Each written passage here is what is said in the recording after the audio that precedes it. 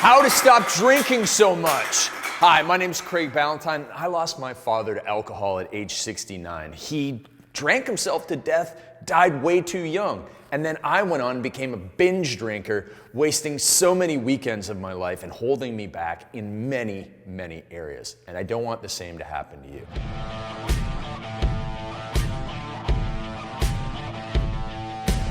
Listen, I don't need to go through the stats that ever since the pandemic happened, that heavy drinking has gone through the roof, especially in women. Everybody needs to stop drinking so much. Listen, it's okay to have social drinking, but definitely not heavy drinking. It's gonna destroy you. So I'm gonna show you 5 steps today. They're gonna help you stop drinking so much, all right? The first thing is that it starts with your big why.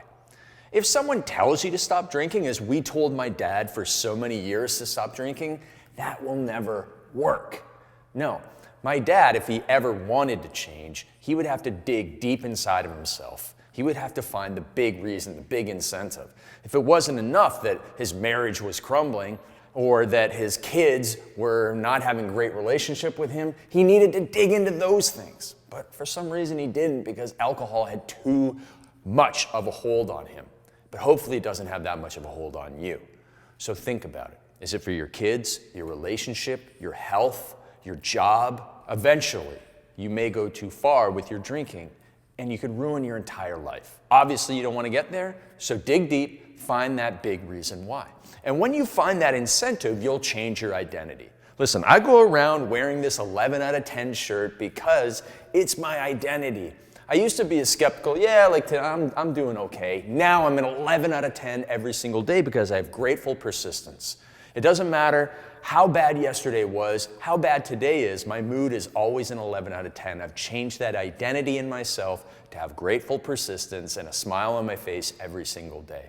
Just like back when I was a binge drinker and I said, this is not getting me anywhere in life. I don't have a relationship. My business is suffering. I'm having anxiety attacks that sent me to the emergency room twice. I've got to change, and I've got to change the person that I am.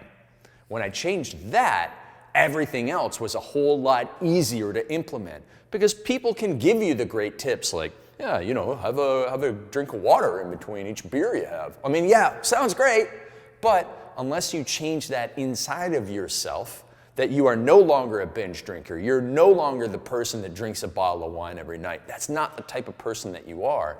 You won't make those massive long-term changes in your life. So it all starts with having the big reason why and changing your identity from a meaningful incentive inside of yourself.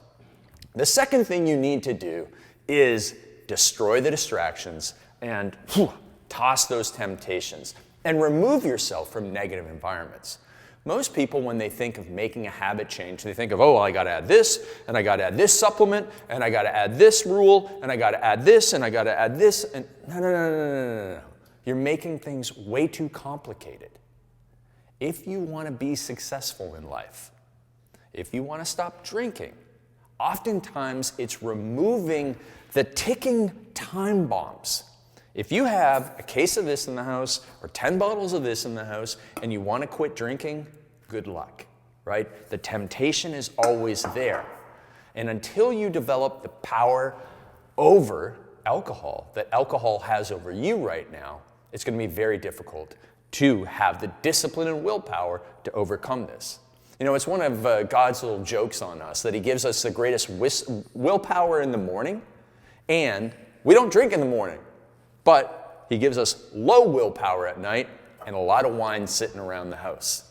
That's why you can't hold off. Even if you wake up in the morning with a headache and you go, I'm not drinking tonight, sure, you won't start drinking at 8 in the morning, but come 8 p.m. at night, after you've had a long day, your boss has been a dick to you, you had traffic on the way home, someone brought in donuts and you had to say no to them all day long, and you finally get home and you sit on the couch. If that bottle of wine is sitting there with you, you're going to drink it, okay? So destroy the distractions, toss the temptations, and then stay out of negative environments. Now, at first, this might mean cutting way back on your social life, okay? You can't go to bars, you can't go to a lot of parties, because if at first all you need is a little bit of temptation and you're off track, it's going to be very difficult for you to survive in those environments until you build the identity, until you have the reason why, and until you build some habits that allow you to control yourself around alcohol. So get it out of the house and then stay out of other houses that have a lot of it in, okay? That's just what you have to do at first for a short little while until you build up your habits. Now let's move on to the habits that you can put in place. First of all, you're going to get public accountability to somebody. You're going to say somebody that you care about, that you deeply do not want to disappoint. You're going to say to them, please, please, I want to stop drinking. I'm going to stop drinking too much right now. I'm never going to have more than 2 or 3 drinks in a sitting. I'm making that declaration to you right now. Or maybe I'm only going to have 1 drink, or maybe I'm just not going to drink for this entire month. Maybe it's dry January, whatever it is. But you got to tell somebody, because if you don't tell somebody, you won't have somebody coming in and checking in on you. And that is absolutely essential. Having accountability, having positive social support, telling positive people who will not make fun of you for stopping drinking, but will actually lift you up and support you. You need those people on your side. The people who will cheer you on, but also that coach, that accountability partner who will, when you mess up, say, hey, listen, you said this and you acted that way.